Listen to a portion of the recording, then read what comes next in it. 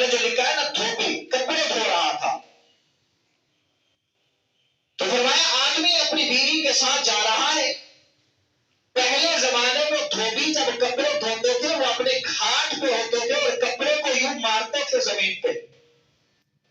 تو جیسے اس دھوبی نے کپڑا نیچے مارا ہے تو اس کے پانی کے چھینٹے اس جانے والے آدمی کی بیوی کے کپڑے پہ پڑے ہیں.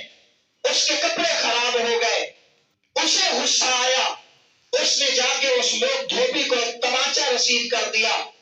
ابھی چند قدم چلے ہی تھے کہ وہ جو آدمی ہے تماچا مارنے والا، اس کے پاؤں کے، اس کے پیٹ کے اندر درد شروع ہوا. وہیں پہ گر پڑا ہے، وہیں پہ گر پڑا ہے. اس عورت کو پتا چل گیا.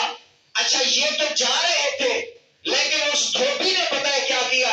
اس نے آسمان کی طرف دیکھا اور رب سے کہنے لگا کہ یا اللہ تیرے بھی کھیل نرالے ہیں. چند دن پہلے مجھے پیاس لگی تھی، میں بازار کے اندر گیا تھا، ایک آدمی نے مجھے دودھ کا گرم پیالہ دیا اور میں نے وہ دودھ پیا تھا. اللہ کبھی دودھ پلاتا ہے، کبھی تماچے کھلواتا ہے، تیرے بھی رنگ عجیب ہے. اس نے صرف یہی جملہ کہا تھا، وہ اپنے کام میں لگ گیا.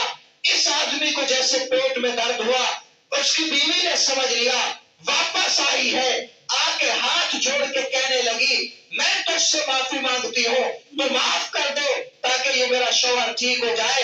تو نے بد دعا کی ہوگی. اس اللہ کے ولی نے جو جملہ بولا ہے وہ سونے کے پانی سے لکھنے کے قابل ہے. وہ کہنے لگا بی بی ہم کسی کو بد دعائیں نہیں دیا کرتے.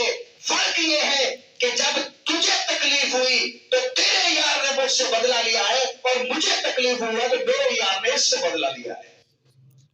تم کیا سمجھتے ہو ہمارا کوئی نہیں؟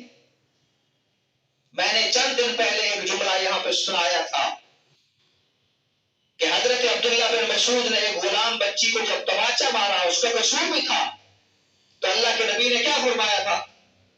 فرمایا عبداللہ یاد رکھ تجھ سے زیادہ طاقتور بھی کوئی ہے.